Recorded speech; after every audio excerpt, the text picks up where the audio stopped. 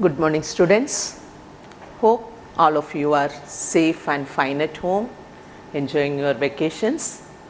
Today, I am going to teach you from your geography test, that is the last lesson of our geography test, that is human resources. Okay? Before starting this lesson, just have a look at our first lesson, that is resource. Do you remember that? Yes. Can you say what is a resource? Yes. Anything that is useful to our need is called resource.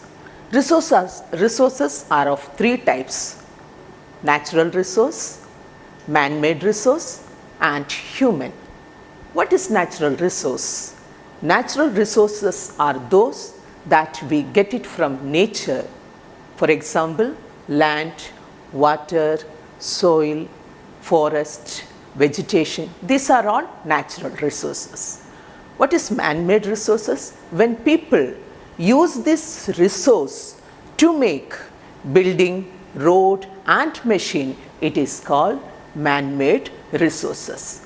Okay, so people like us use this resource to make man-made resources.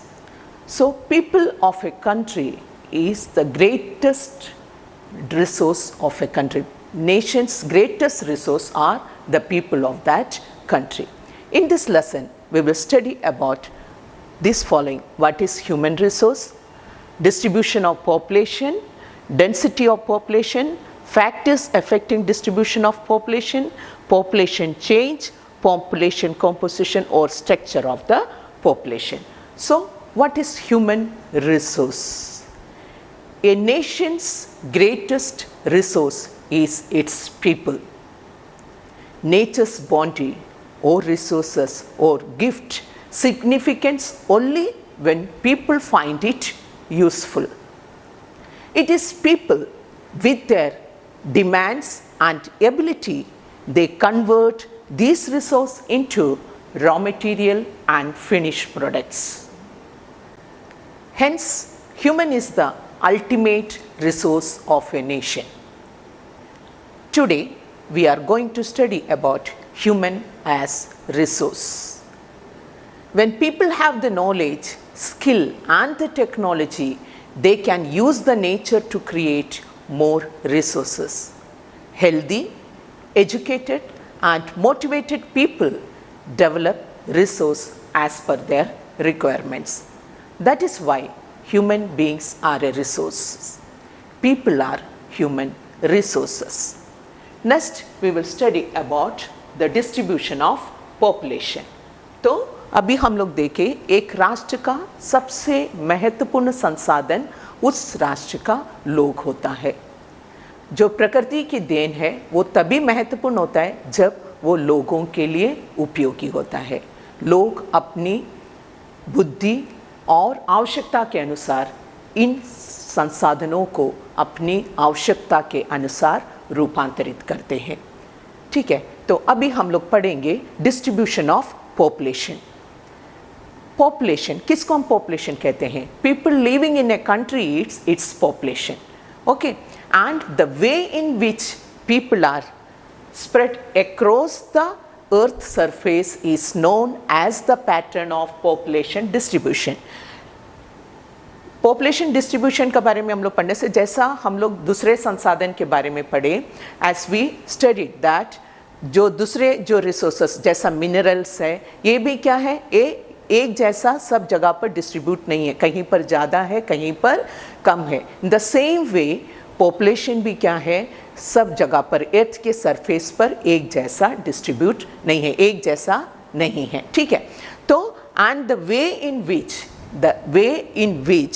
the population are spread across the earth is known as the pattern of population distribution.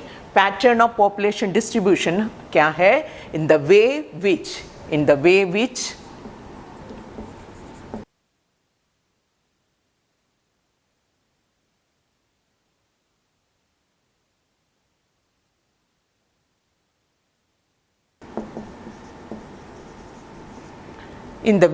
which population, the way which population are spread across the earth's surface is known as the pattern of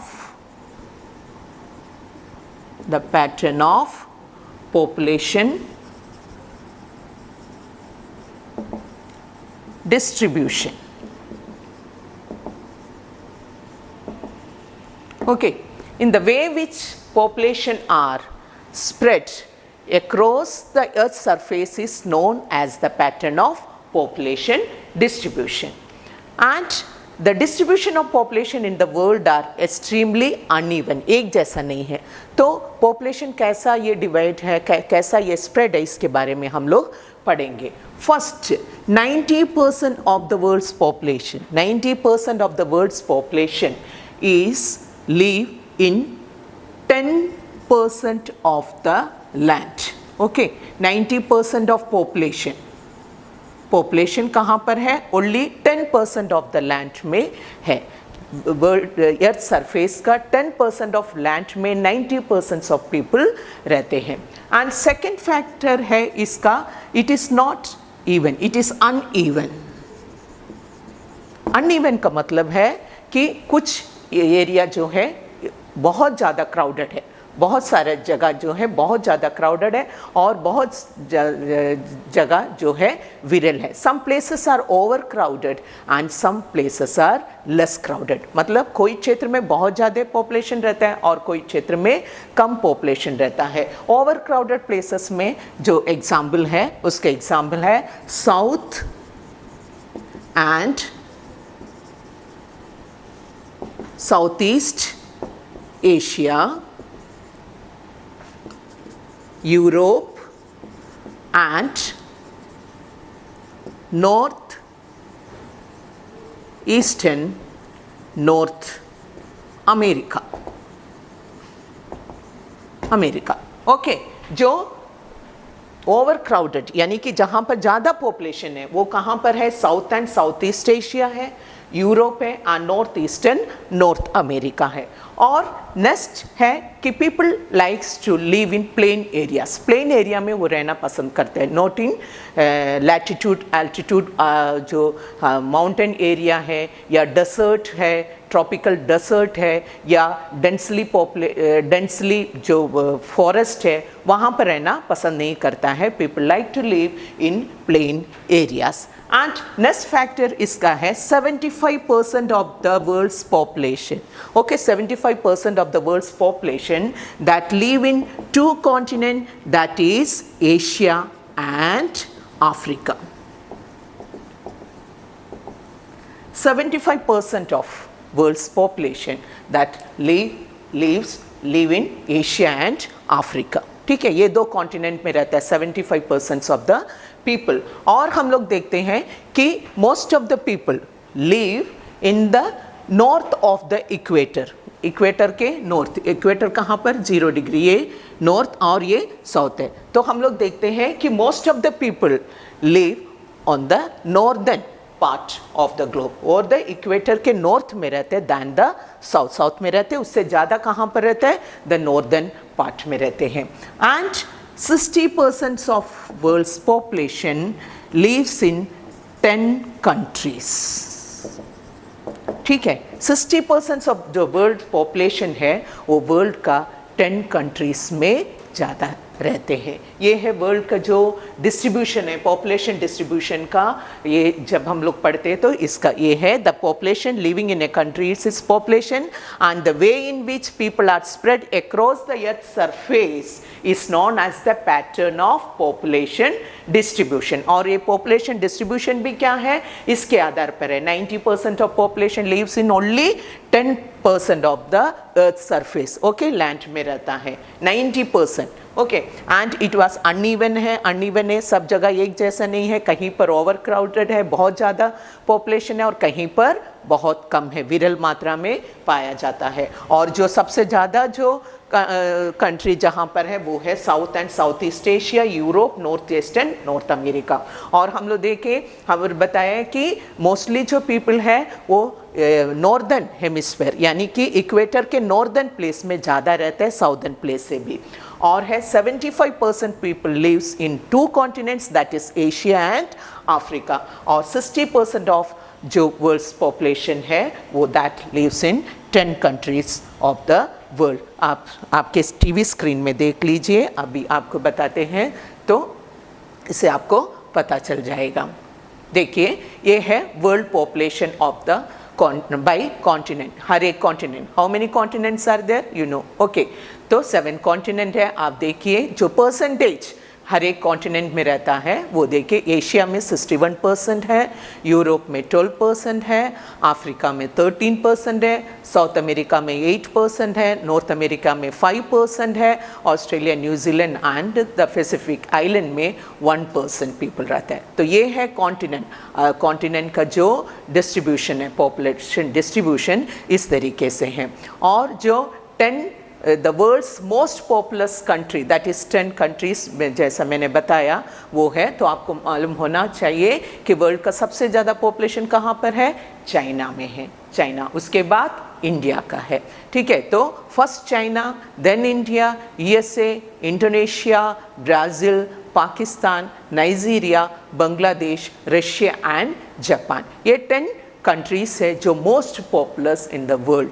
आप map में देखिए, आपको map में इसका अच्छा से बताया गया है। चाइना में कितना है population, 1.4 billion, okay. And India में कितना है, 1.3 बिलियन पॉपुलेशन है। फिर यूएसए का पॉपुलेशन दिया है 326.8 million, okay. Then Indonesia 266.8 million, Brazil 210.9 million, Pakistan 200.8 million, and Nigeria 195 million, and Bangladesh 166 million, and Russia 144 million, and Japan 127.2 million। ये है जो कंट्री आप पॉपुलेशन का ये मैप में आप देखें। नेक्स्ट हम लोग पढ़ेंगे what is population density, density of population. What is population density? Population density is the number of people living in a unit area of Earth's surface। क्या है population density? A number of people living in a unit area of Earth's surface। अभी suppose ये मेरा class है, सोचिए, ठीक है। मेरे क्लास में 30 स्टूडेंट्स हैं, 30 स्टूडेंट्स हैं। अगर 30 स्टूडेंट्स एक दिन कंप्लीट परसेंट आता है तो क्या रहे, कैसा रहेगा कंप्लीट?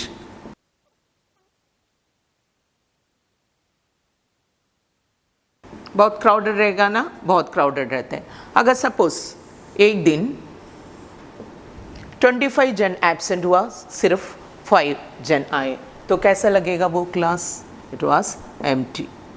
कैसा लगेगा ये? एम्प्टी जैसा लगेगा, है ना, कि लार्ज जैसा लगेगा, खाली है और भी लोग इसमें बैठ सकते हैं। तो डेंसिटी क्या है? Density is the number of people living in a unit area of earth surface. एक यूनिट एरिया में जो लोग रहते हैं उसको हम लोग डेंसिटी ऑफ पीपल बोलते हैं। It is expressed as per square kilometre. इसको एक्सप्रेस करता है पर स्क्वायर किलोमीटर। जैसा अभी एक पर स्क्वायर किलोमीटर है तो इसमें कितने लोग रहते हैं, इससे हम उस कंट्री का डेंसिटी को नापते हैं। अभी जैसा the average density of the world's population is, that is 45% per square kilometre, okay, per square kilometer, 45%. The average density of population in the whole world is 45% per square kilometer, 45% per square kilometer है। और India का, ये world का है, और India का जो है पर स्क्वायर किलोमीटर दैट इज 324%, 324% पर स्क्वायर किलोमीटर में रहते हैं। एक स्क्वायर किलोमीटर में वर्ल्ड का पॉपुलेशन कम डेंसिटी देखेगा तो वो कितना है, 45% पर स्क्वायर किलोमीटर में रहता है। और हम इंडिया के देखेंगे तो पर स्क्वायर किलोमीटर में 324% रहते हैं। तो डेंसिटी बढ़ने का रीज़न क्या है? अभी हम लोग जितना हमारे मेट्रोपॉलिटन सिटी है, मुंबई है, दिल्ली है, कोलकाता, दिल्ली, ठीक है, चेन्नई, तो वहाँ पर क्या है, डेंसिटी ज़्यादा है, पॉपुलेशन ज़्यादा है वहाँ पर। क्यों वहाँ पर ज़्यादा पॉपुलेशन है? बिकॉज लोग वहाँ पर आते हैं for better living, job facilities वहाँ पर रहता है, इसीलिए लोग क्या है मेट्रोपॉलिटन सिटी की तरफ जाते हैं। तो डेंसिटी वहाँ पर है, पॉपुलेशन बहुत ज़्यादा पर वहाँ पर रहते हैं। और दूसरा क्या है, एरिया कम है, पॉपुलेशन ज़्यादा है। तो हमको कैसा लगता है वो गाना? जैसा अभी हम एग्जाम्पल में बताया ना कि अभी जब इसमें एक ही क्लास में 30 जन एक साथ बैठे तो वो क्या लगता है, बड़ा लगता है, ठीक है। अगर वही में 5 जन रहेगा तो क्या है, वो खाली जैसा लगता है। तो डेंसिटी, पॉपुलेशन, एरिया कम होता है और पॉपुलेशन वहाँ पर ज़्यादा होता है तो डेंसिटी ज़्यादा होता है। तो इंडिया में डेंसिटी ज़्यादा होने का रीज़न ये है कि हमारे इंडिया का जो एरिया है वो कम है लेकिन पॉपुलेशन ज़्यादा है। लेकिन जब हम ऑस्ट्रेलिया में देखता है तो वहाँ पर 1% था। क्यों वहाँ पर 1%? क्योंकि एरिया बहुत बड़ा है, पॉपुलेशन कम है। तो डेंसिटी ऑफ पॉपुलेशन, अभी आप समझिए क्या है density of population. And south central Asia has the highest density of population and in the world. Next हम लोग पढ़ेंगे, तो ये अभी हम लोग देखें कि ये डेंसिटी पढ़े तो क्यों कोई जगह में पॉपुलेशन ज़्यादा है, कोई जगह में बहुत कम है, कहीं पर ज़्यादा है, कहीं पर विरल है। इसका रीज़न क्या है, क्यों ये ऐसा है? तो हम लोग पढ़ेंगे next the factors affecting the distribution of population. क्या फैक्टर है जिसके कारण ये पॉपुलेशन डिस्ट्रीब्यूशन को अफेक्ट करता है, ठीक है। तो उसका 2 फैक्टर है, एक है ज्योग्राफिकल फैक्टर और दूसरा है सोशियो कल्चरल इकोनॉमिक फैक्टर। तो अभी हम लोग ज्योग्राफिकल फैक्टर्स के बारे में पढ़ेंगे। फर्स्ट है टोपोग्राफी, हिंदी में हम बोलेंगे उसको स्थलाकृति, टोपोग्राफी या स्थलाकृति। तो people always prefer to live in plains rather than mountains और प्लेट्यू। पीपल हमेशा समतल जगह पर रहना पसंद करते हैं, ना कि पहाड़ी क्षेत्रों में या पर्वतीय क्षेत्रों में। क्यों वो मैदानी क्षेत्रों में रहना पसंद करते हैं? आप बोल सकते हैं क्यों? वहाँ पर तीनों एक्टिविटी, क्या एक्टिविटीज़, इकोनॉमिक एक्टिविटीज़ हम लोग पढ़े थे एग्रीकल्चर में, क्या आपको याद है क्या क्या है? Primary activity, secondary activity and tertiary activity. ये तीनों एक्टिविटी प्लेन एरिया है, ये समतल यहाँ पर है, यहाँ पर अच्छी तरीके से हो सकता है। And because it is suitable for farming and manufacturing, even tertiary activity के लिए भी, सर्विस सेक्टर के लिए भी प्लेन एरिया बहुत यूज़फुल है। इसीलिए people likes to prefer to live in plain areas. Next है क्लाइमेट। क्लाइमेट क्या है? पीपल मॉडरेट क्लाइमेट पसंद करता है। मॉडरेट क्लाइमेट मतलब ना तो ज़्यादा हॉट है ना ज़्यादा ठंड है ना। हम कैसे जगह रहना पसंद करेंगे? बहुत ज़्यादा ठंडा जगह में नहीं, ना तो बहुत ज़्यादा गर्मी है या बहुत ज़्यादा बारिश जहाँ होता है वहाँ पर हम नहीं रहना पसंद करते। हम कहाँ पर रहना पसंद करेंगे? जहाँ पर मॉडरेट क्लाइमेट हो। मॉडरेट क्लाइमेट मतलब ज़्यादा गर्मी भी ना हो, ज़्यादा ठंड भी ना हो। हम सहारा डेजर्ट में रहना पसंद करेंगे? नहीं। कोल्ड रीजन में रहना पसंद करेंगे? नो। अंटार्कटिका? नो। तो क्लाइमेट भी एक फैक्टर है। लोग क्लाइमेट देखते हैं, जहाँ पर मॉडरेट क्लाइमेट है वहाँ पर रहते हैं। थर्ड है सोइल। क्लाइमेट को क्या बोलेंगे हिंदी में? जलवायु। जलवायु भी असर है। सोइल यानी कि मृदा भी एक फैक्टर है। हम लोग देखते हैं जो फर्टेल लैंड होता है, ठीक है, फर्टेल सॉइल जहाँ पर होते हैं, कहाँ पर होते हैं? जो रिवर के किनारे पर, जो नदी के किनारे पर फर्टेल लैंड होता है। जैसा हमारे इंडिया का गंगा ब्रह्मपुत्र का जो मैदान है वहाँ पर बहुत डेंसली पॉपुलेटेड है पीपल, क्योंकि वहाँ पर एग्रीकल्चर बहुत अच्छी तरीके से होते हैं और लोग इसीलिए वहाँ पर रहते हैं। तो सोइल भी, मृदा भी एक फैक्टर है। नेक्स्ट है वाटर। वाटर का इम्पोर्टेंस तो अभी हम लोग बहुत अच्छी तरह से समझ गए होंगे, हम लोग अंडमान वाले वाटर बहुत इंपॉर्टेंट है हमारे लिए, लाइफ के लिए, है ना, पानी बहुत ज़रूरी है। तो लोग कहाँ पर रहना पसंद करेंगे? जहाँ पर फ्रेश वाटर मिलता है। हमारे चारों तरफ भी क्या है, समुंदर है, लेकिन वो पानी से हमारा काम चलता है? नहीं। तो पीपल कहाँ पर रहना पसंद करते हैं? जहाँ पर फ्रेश वाटर अवेलेबल है, ठीक है। हम लोग सिविलाइजेशन भी जब पढ़ते हैं तो उसमें भी हम लोग देखते हैं कि सिविलाइजेशन जितना भी सेटअप हुआ वो रिवर के किनारे पर हुआ। तो वाटर एक बहुत बड़ा फैक्टर है, फ्रेश वाटर अवेलेबल होना चाहिए। एंड नेक्स्ट है मिनरल या खनिज।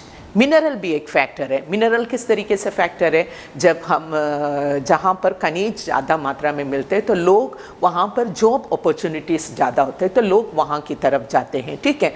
जैसा उसका एग्जाम्पल है साउथ अफ्रीका में, जब डायमंड का माइन का ये हुआ तो बहुत सारे लोग वो वहाँ पर सेटल हुए। और मिडिल ईस्ट में जैसे ही ऑयल का डिस्कवरी हुआ तो बहुत सारे लोग मिडिल ईस्ट की तरफ सेटल होने लग गए। तो ये सारा फैक्टर, ये जो फैक्टर है, ये हमारे जो factor affecting distribution of population, ये ज्योग्राफिकल फैक्टर है। ओके, स्थलाकृति, जलवायु, मृदा, जल और खनिज। अभी जो सोशल फैक्टर है, सोशल फैक्टर क्या है? सोशल फैक्टर में मतलब लोग वैसा जगह पर रहना पसंद करते हैं जहाँ पर बेटर लिविंग हो, हाउसिंग फैसिलिटीज़ अच्छा हो, अच्छा एजुकेशन हो, हेल्थ अच्छा फैसिलिटी हो, वहाँ पर रहना पसंद करते हैं। अब नेक्स्ट है सोशियो कल्चरल इकोनॉमिक फैक्टर। तो सोशल फैक्टर में क्या है कि जो पीपल वैसा जगह पर रहना पसंद करेंगे जहाँ पर हाउसिंग फैसिलिटीज़ हो, हेल्थ का फैसिलिटीज़ हो, एजुकेशन फैसिलिटी हो, ठीक है। तो वैसा क्षेत्र पर जाना चाहेंगे। तो इंडिया का उसका एक एग्जाम्पल है पुणे। नेक्स्ट है कल्चरल। कल्चरल मतलब रिलीजियस हो या कल्चरल, जहाँ पर धार्मिक जो पूजा पाठ होता है वहाँ पर लोग ज़्यादा रहना पसंद करते हैं। जैसे इंडिया का वाराणसी है, जेरूशलेम में वेटिकन सिटी है, तो ऐसा जगह पर लोग रहना पसंद करते हैं। नेक्स्ट है इकोनॉमिक। इकोनॉमिक मतलब जहाँ पर इंडस्ट्रियल ज़्यादा है। तो हम लोग लास्ट लेसन में हम लोग पढ़े थे, ओसाका जो है टेक्सटाइल इंडस्ट्री है, मुंबई जो है टेक्सटाइल इंडस्ट्री के लिए बहुत सिटी है, इंडस्ट्रियल सिटी है। तो वैसा जगह पर लोग रहना पसंद करते हैं जहाँ पर इंडस्ट्री है, इकोनॉमिक, क्योंकि वहाँ पर जॉब अपॉर्चुनिटीज़ बहुत ज़्यादा मिलते हैं। तो this are the factors that is responsible for factors affecting distribution of population. Okay, this is geographical factor and this is socio-cultural economic factor. Next हम लोग पढ़ेंगे population change. What is population change? The population change refer to change in the number of people during a specific time. एक specific time में जो population में change हुआ उसके बारे में हम लोग पढ़ेंगे. The world population has not been stable. Stable नहीं है. Why? This is actually due to changes in the number of births and death. अभी जो पॉपुलेशन है, जो पहले जो पॉपुलेशन था वो वही है क्या? अभी भी नहीं, वही बढ़ते रहता है ना। तो इसका चेंज होने का, ये स्टेबल नहीं है। इसका रीज़न क्या है? उसका रीज़न है बर्थ्स एंड डेथ, ठीक है। तो अभी हम लोग पढ़ेंगे पॉपुलेशन चेंजेस का एक बताती। 1800 में, 18th सेंचुरी में जो था हमारा पॉपुलेशन बहुत धीरे धीरे ग्रो हो रहा था।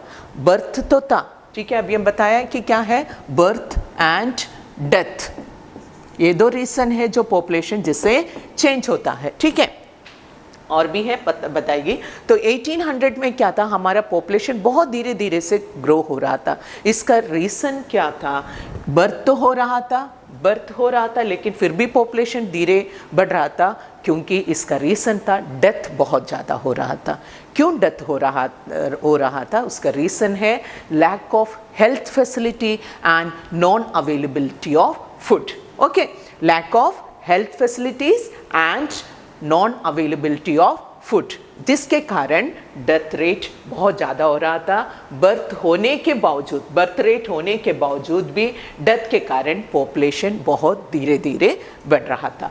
लेकिन जब हम 1820 में आता है, 1820 में, ये वर्ल्ड का पॉपुलेशन बोल रही है, वर्ल्ड पॉपुलेशन 1820 में जब आया तो वर्ल्ड का जो पॉपुलेशन था that is 1 billion.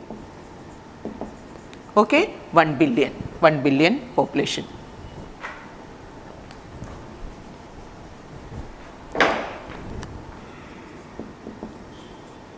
1 billion, okay.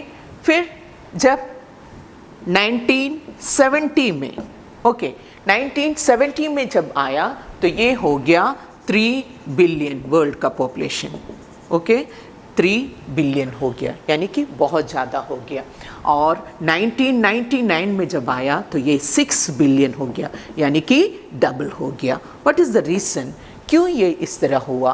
क्योंकि इसको हम पॉपुलेशन एक्सप्लोशन कहते हैं, जनसंख्या विस्फोट कहते हैं। मतलब बहुत बड़ी मात्रा में जनसंख्या बढ़ गई, यानी कि एकदम डबल हो गया। इसका रीज़न क्या है? क्योंकि तब तक हेल्थ फैसिलिटी हो गया था, सारे जगह पर हेल्थ फैसिलिटीज हो गया था, और अवेलेबिलिटी ऑफ फूड भी बहुत अधिक मात्रा में लोगों को खाने के लिए भोजन मिलते थे, जिसके कारण डेथ रेट कम हो गया due to health facility and availability of food. यहाँ पर क्यों कम था? Lack of health facility and non availability of food. जब ये मिल गया, हेल्थ फैसिलिटी और फूड मिल गया, तो पॉपुलेशन ऑटोमेटिकली क्या हो गया? बढ़ने लगा, ठीक है। तो 1999 तक आते पॉपुलेशन को 6 बिलियन हुआ, जिसको हम पॉपुलेशन एक्सप्लोशन कहते हैं, या जनसंख्या विस्फोट जिसको हम कहते हैं। तो पॉपुलेशन चेंज होने का एक फैक्टर है बर्थ एंड डेथ, और एक फैक्टर जो है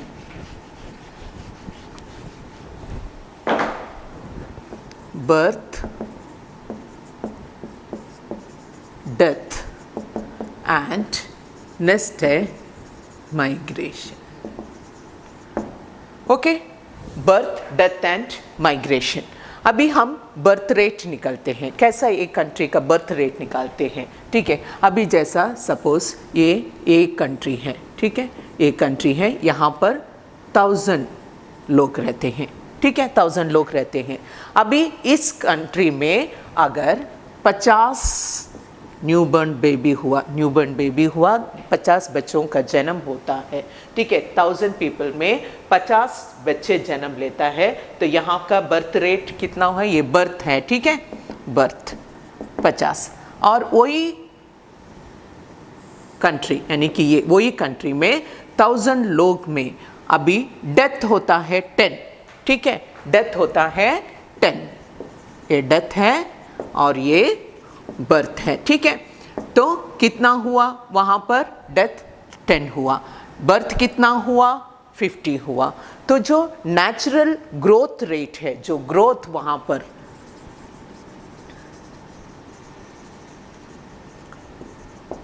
नेचुरल ग्रोथ रेट क्या है? That is the difference between birth rate and death rate. अभी बर्थ कितना हुआ? 50, और डेथ कितना हुआ? 10। तो जो नेचुरल ग्रोथ कितना हुआ वहाँ पर? 40। समझ गया? तो एक कंट्री का हम पॉपुलेशन नापते हैं, that is with birth rate and death rate, okay. Birth rate क्या है समझ गया? 1000 पीपल में कितना न्यूबॉर्न बेबी वहाँ पर जन्म होता है, ठीक है, एंड 1000 पीपल में कितना लोग वहाँ पर डेथ होता है, जिनका मृत्यु होता है, ठीक है। तो birth and death, natural growth rate कैसा होता है? The difference between birth rate and death rate, उसको नेचुरल ग्रोथ होता है। और दूसरा जो पॉपुलेशन चेंज होने का एक है, दैट इज माइग्रेशन, ठीक है। माइग्रेशन क्या है? Movement of people from one country to another country, या कंट्री के अंदर भी, जैसा अर्बन, रूरल से अर्बन में आता है, ठीक है। तो माइग्रेशन क्या है? मूवमेंट ऑफ पीपल, ठीक है, movement of people from one country to another, that is migration. आपके टीवी स्क्रीन में देख लीजिए, माइग्रेशंस का दो है, एक है इमिग्रेंट्स और एक है इमिग्रेशन, ठीक है। इमिग्रेंट्स मतलब जब पीपल एक कंट्री को लीव करता है, एंड इमिग्रेशन मतलब जब वो कंट्री में आते हैं। आपके टीवी स्क्रीन में आप देख लीजिए, ठीक है। अभी हम लोग नेक्स्ट पढ़ेंगे पॉपुलेशन पिरामिड, मतलब हमें जो पॉपुलेशन कॉम्पोजिशन या स्ट्रक्चर ऑफ पॉपुलेशन को जानने के लिए पॉपुलेशन पिरामिड को समझना जरूरी है। आप देखिए आपके टीवी स्क्रीन पर जो पॉपुलेशन पिरामिड दिया है, उसको देखने से आपको पता चल जाएगा कि an interesting way of studying the population composition of a country is by looking at the population pyramid, also called an age sex pyramid. In the population pyramid, the total population is divided into 3 age group, that is 0 to 14 years, young dependents age group, 15 to 64 years working age group, that is economically active, 65 years and above elderly dependent age group. Okay, the percentage of the total population is subdivided into males and female in each of these age group. अभी हम लोग इनका shape देखिए. The shape of the pyramid tells the story of the people living in that particular country. The number of children, that is below 15 years, are shown at the bottom, which show the birth rate, and the size of the top shows the number of aged people above 65 years, which reflects the death rates. The population pyramid also tells us about the number of dependents in a country. तो इससे हमको पता चल जाता है कि ये structure कैसा है, डिपेंडेंट कितना है और एक्टिव पीपल कितना है. तो एक कंट्री का ये पिरामिड देख के हमको पता चल जाता है कि वहाँ का एक्टिव पॉपुलेशन यानी कि वर्किंग पीपल कितना है. वो मतलब डेवलप कंट्री का एक मेजरमेंट में वो एक हम लोग माना जाता है. ठीक है, अभी हम लोग 3 कंट्री का पॉपुलेशन पिरामिड पढ़ेंगे. फर्स्ट है केनिया. अब देखिए, the population pyramid of Kenya in which birth and death rates are high and pyramid is broad at the base and rapidly narrow towards the top. जहाँ पर birth rate ज़्यादा है वहाँ पर क्या है, बेस चौड़ा होता है. ठीक है, और ऊपर में जैसे जाता है वहाँ पर देखो वो कैसा है, पिरामिड कैसा हो गया, एकदम नैरो हो गया. इसका मतलब क्या है, इन्फेंट डेथ यहाँ पर हुआ था. छोटे बच्चों के ही जन्म होते साथ या 1 या 2 साल में इनका डेथ होता है. Because although many children are born, a large percent of them die in their infancy. छोटा एज में ही डेथ हो जाता है. Very few people become adult and therefore very old people.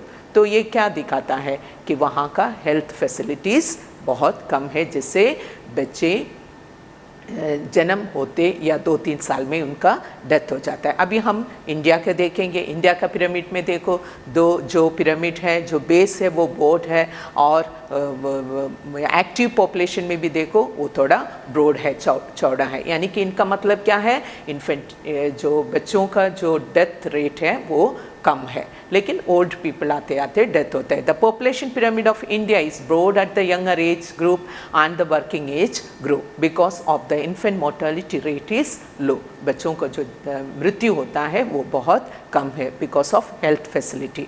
So Indian population pyramid shows that it has a strong and expanding working age group.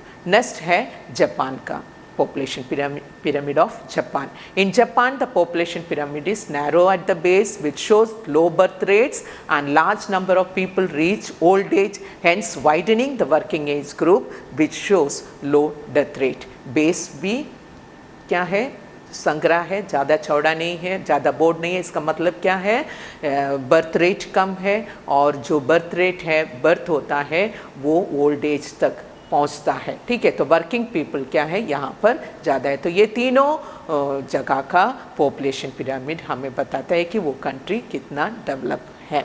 Okay, so skilled, healthy, educated and hopeful young people with a positive outlook are the future of any nation. We in India are fortunate to have such a resource. They must be educated and provided skills and opportunity to become able and productive. Thank you.